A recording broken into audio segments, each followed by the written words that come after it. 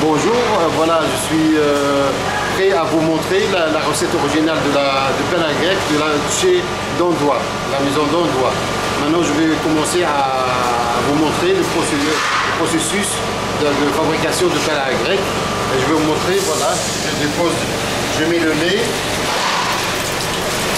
on verse le lait dans la bassine, on met le lait en premier lieu. Il y a une raison.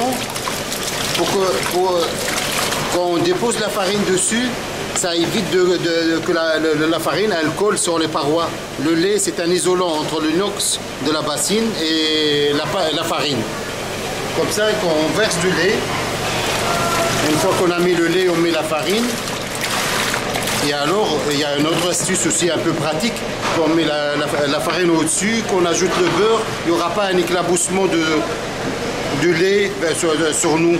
Alors on dépose la farine, voilà, on met la farine,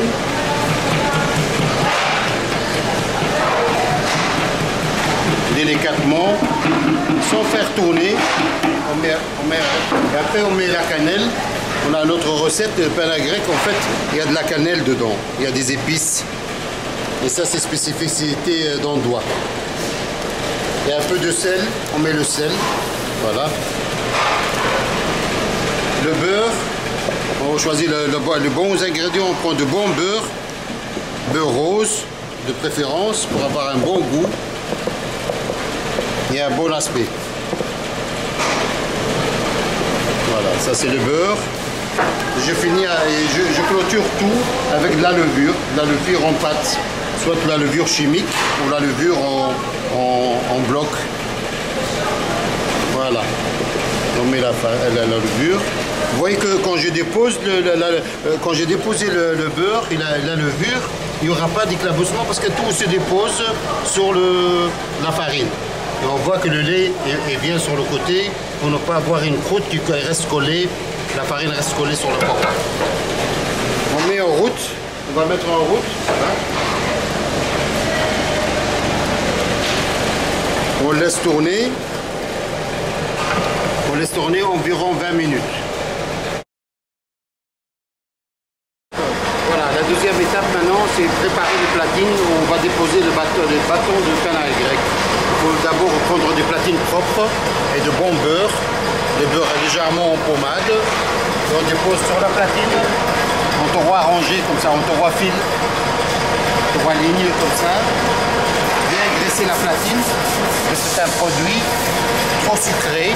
Et qui dit que trop sucré, c'est un produit qui est caramel. Il y a plusieurs sortes de sucre perlé. On choisit le péterois. Il y a plusieurs catégories. Nous, on choisit le péterois. Ce sont des granulés qui ne sont pas trop gros, qui ne sont pas trop fins. Juste ce qu'il faut pour faire du pain à grec. Voilà, je verse sur la table. Je mets sur la table.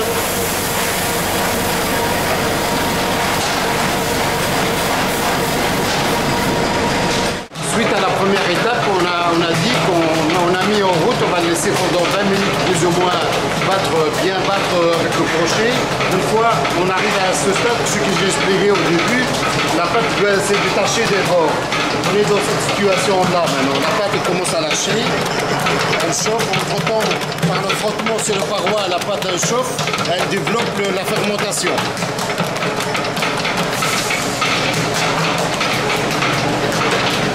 On arrête la machine, la batteuse, on met un peu de farine. Et le but de la farine, c'est pour avoir facile à prendre la pâte. Voilà. Fariner la pâte. Je laisse tourner en première à quelques minutes pour détacher le fond. Voilà, le fond il se détache petit à petit. On va commencer l'avant-dernière étape. Couper des morceaux de pâton pour l'enrouler dans le sucre. Je commence déjà. C'est des pâtons de plus ou moins 200 grammes. Vous voyez qu'avec l'expérience, c'est pas la peine de...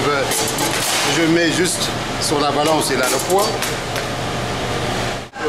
L'avant-dernière étape, en fait, c'est pour rouler les pâtons dans le sucre. Vous allez voir, on étale un peu, on prend toujours le côté sucré au-dessus. Comme ça, les deux côtés vont être sucrés. On appuie légèrement. on aplatit légèrement, on ferme une sorte d'enveloppe, comme on fait les pains avec les pains, on ferme et on roule sur la pâte sur elle-même. Alors quand on allonge, on prend un bâton et on commence par le milieu, on allonge vers l'extérieur avec un appui plus ou moins constant de deux côtés, qu'on aura des bâtons plus ou moins réguliers comme ça.